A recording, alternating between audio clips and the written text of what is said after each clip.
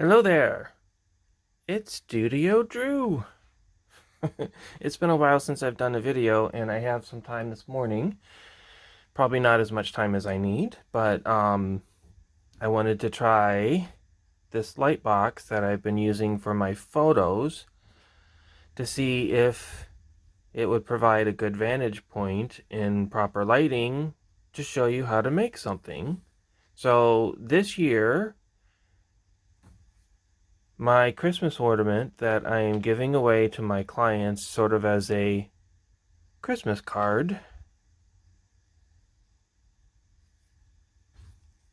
I wanted to show you really how I go about making it. Now, I learned this on YouTube, so don't thank me for my incredible originality, because that would be false.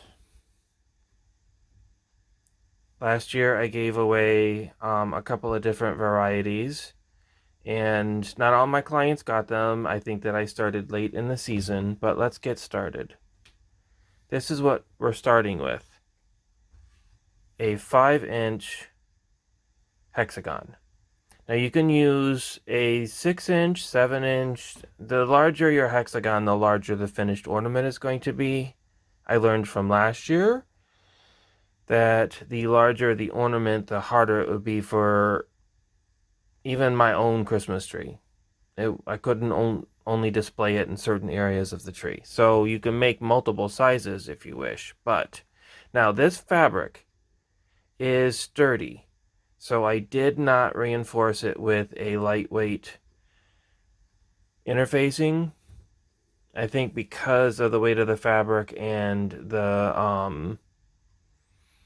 the way the decorations are applied gave the fabric some additional weight. So first step, well, let me show you everything that you're going to need, and I'll slow my hands down not to give you. You're going to need, obviously, a Christmas fabric, scissors, needle,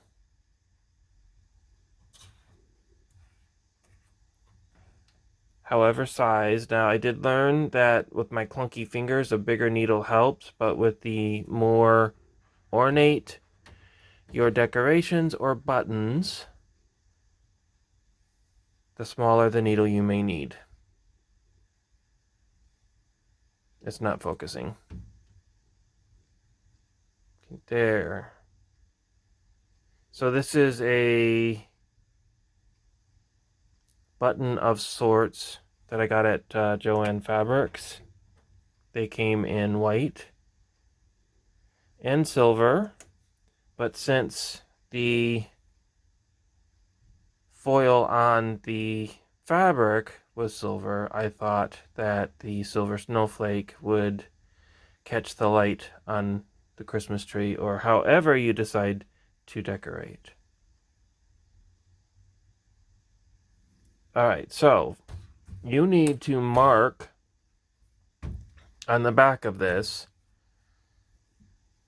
the center point of the hexagon, and by doing that, how I got there was to fold in half and in half again, and I finger pressed it. You could press it with an iron if you wanted to be really, really thorough. That gave me the crease to mark it. And then I folded each center edge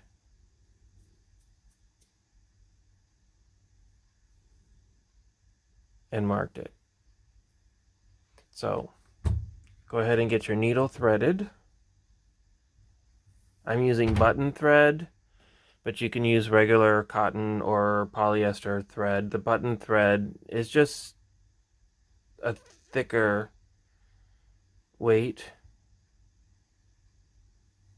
I'm going to knot off camera. There's 100,000,050 different ways to knot your thread. All right, so I am going to take a stitch here, in the center. And I'm going to do that twice just to anchor it nice and strong. And then start your first from, this is all from behind the fabric, because you're going to see right now I'm going to stitch through the center of that marking, and we're going to pull it to that first center stitch, that anchor stitch you just made. Make sure it's lined up, and then anchor that down. Now, I say that this isn't complicated. I stand by that statement. It is just very tedious. A lot of little stitches. Anchor everything down twice. Now you've got that secure. I like to fold that flap down. Change the direction of the needle to go towards the next marking.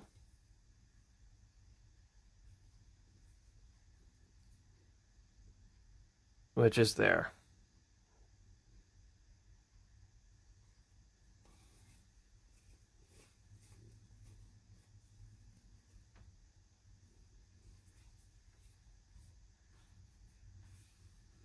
You see?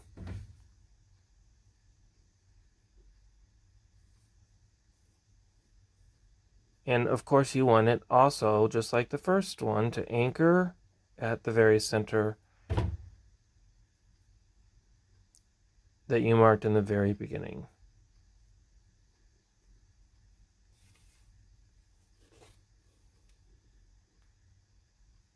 I can hear Harry snoring in the background. I don't know, you probably can't, but that boy snores. But he's such an old man. Okay, 2 anchor stitches.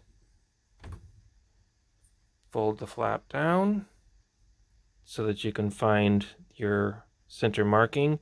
Change the direction of the needle to go directly towards the next marking. And you just continue to do this until you get all the way around and have created all of these triangles or all these folds. They should lay nice along the edge of that fold, and each should line up in the center where you previously marked. Just anchor 2 stitches. I am going to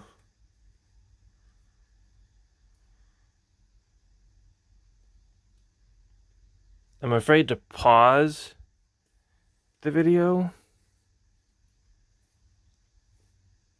but I think I'm going to try pausing because I think I would fail miserably at the fast forwarding. So I will see you when I get all these steps done and we move on to the next.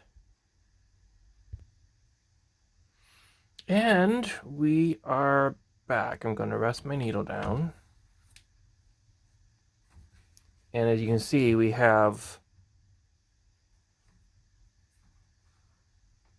all of these. Now, what I like to do at this point is to make finger press each of these points because it will help with the next step. And again, if you're really, really particular, you can press these with a craft iron. It'd be kind of hard to do it with a full-size iron. Now, the woman I watched on YouTube was British, and she had a lovely British accent. And she called this next step very fiddly. See what we've got? This is...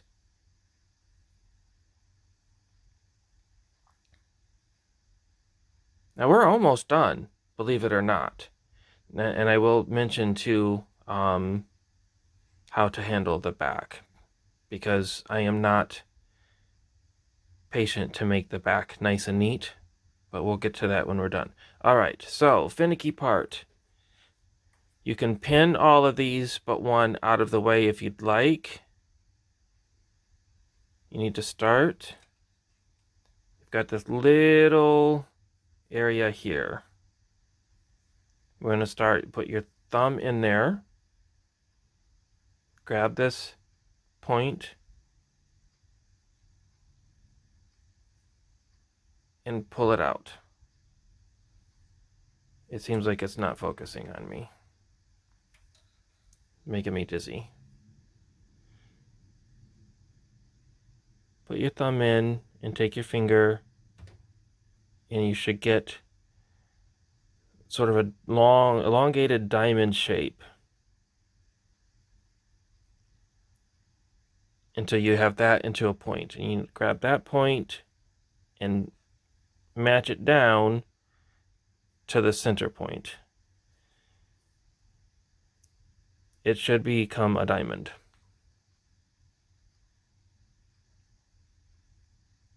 And then I'm going to take my magic pins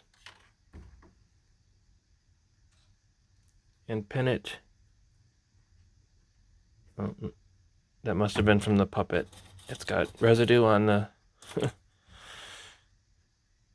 Pin it in place. We'll do a couple more because it is kind of...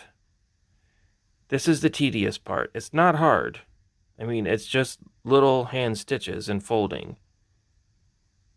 Thumb in, take the finger, and pull the point until you get a diamond.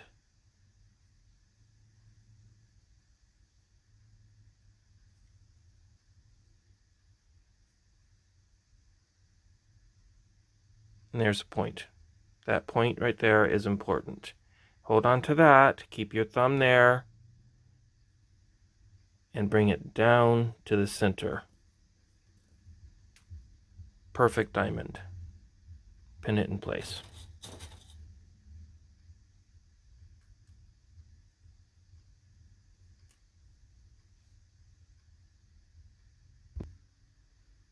And now we're done with, we're almost done it rather. We got the last one.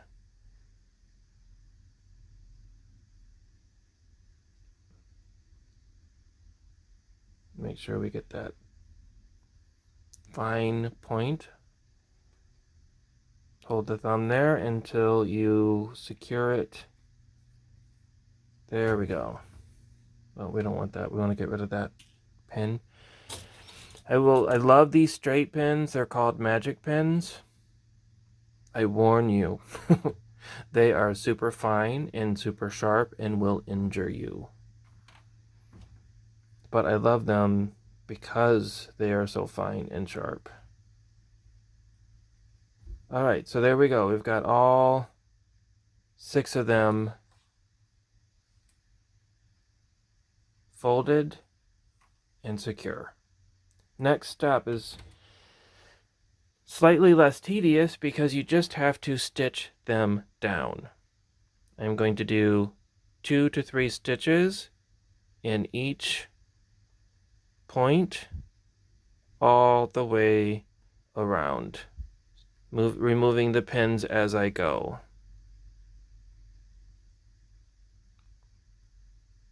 And I start from the center out. Now remember, if you want a super neat underneath, be very careful. I don't care, and I have a trick to show you to hide the fact that I don't care what the underneath is going to look like.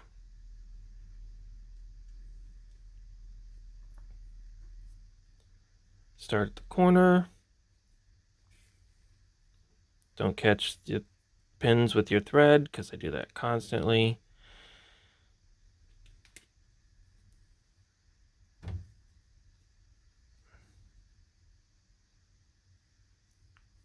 That's the first one.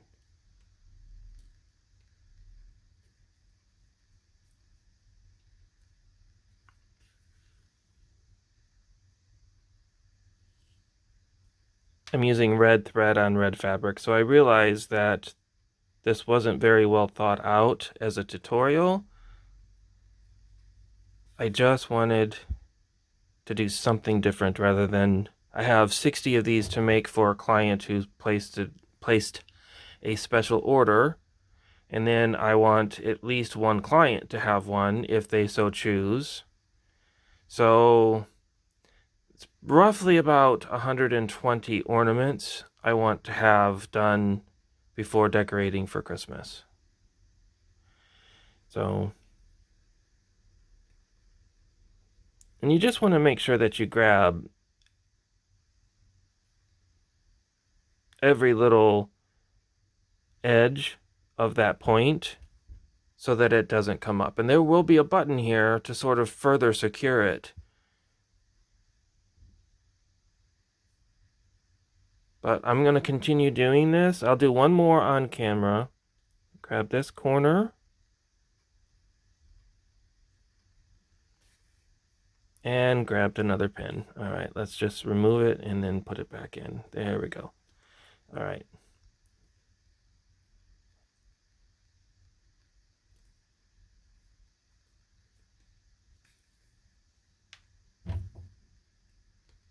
And then that. So I'm basically doing this edge of a point, center of the point, and this edge of the point, which is probably overkill, but anything I make, I have the ambition that it lasts more than one Christmas. So we'll take those two pins out and I'll continue, and when we come back we'll put on the top button, and the secret is the back button to hide those stitches. So be right back. Okay, and so all 6 of them are anchored to the center. And you can probably hear the mailman outside talking to one of the residents of my lovely high-class establishment that I live in. All right, so if your thread is not long enough for this next step, I would say anchor it, tie it off, snip it, and get a new thread. I think we might be able to make it, so let's see. Now, I bought a package of snowflakes, and it only had 2, I believe, of the larger snowflakes, and then a bunch of these silvers. So I like the silver better than the white for this particular fabric, so these will probably go into that special order of 60 so that she could have a variety. She could have some with the larger and some with the smaller. Now, these have lots of little openings. I'm going to do a criss-cross pattern to anchor it down so that it sort of falls in with the snowflake kind of motif. And you just want to come up through the bottom of the button. Anybody do not know how to sew on a button? I can't really help you there. Or maybe this will help, I don't know. But that's where my thread starts, so I'm going to go directly across,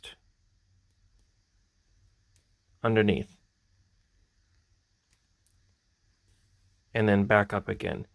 Since this is a shorter thread, I'm not going to double each hole. And then good luck trying to come up through the next hole. Sometimes I try and find, okay, so I know that that's not the hole, so, but I know I'm in the general area, so I'm going to try again. And it's just hit or miss. Found it. And then directly across from that one. I like the snowflakes because the little legs of the snowflake will help hold the points down, and for Pete's sake, do not unthread your needle in this process. All right, keep going. Where did it come off of? Back there, so go to the next one. Nope. Hit or miss. There we go. We got through. And then directly across from that one.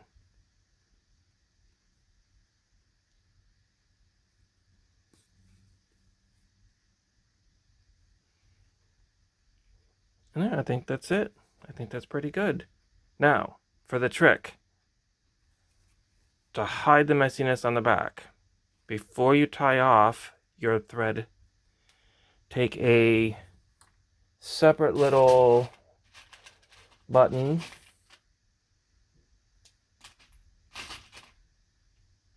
in coordinating color,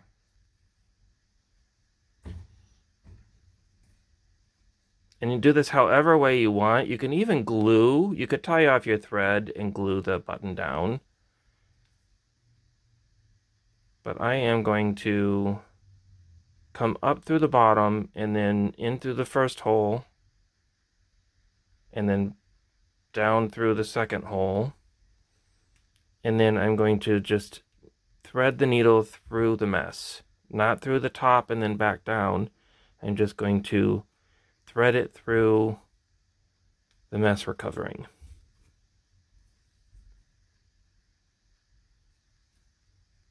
And then kind of come up from underneath, back up through one hole. Again, I'm not going all the way through the layers and then back down again.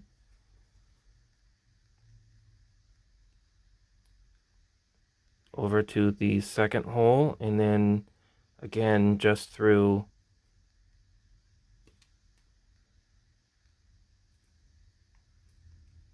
there we go, just through the bottom layer.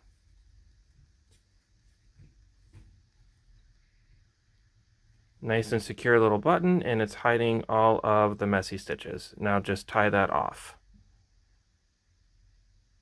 however way you'd like to tie it off, just as long as it is nice and secure.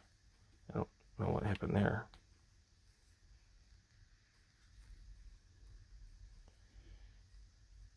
Well, good thing it's the back. There you go. Now, the one thing that I'm not going to show you today, because I didn't prepare, again, this was very impromptu, is how I'm going to display it on a Christmas tree. I'm going to take ribbon, whether it's gold, silver, or red, and a big donning needle. You can also use cross-stitch floss, a couple of strings of that, a couple of threads of that. Tie it through this point because I want it to lay like this on the tree and not like this. So if I just go through the top and out the bottom, it's going to probably swing like this, and I want it to be in all of its glory. So that's the weird little things that my mind thinks of. So go through the underneath of a point and come back out.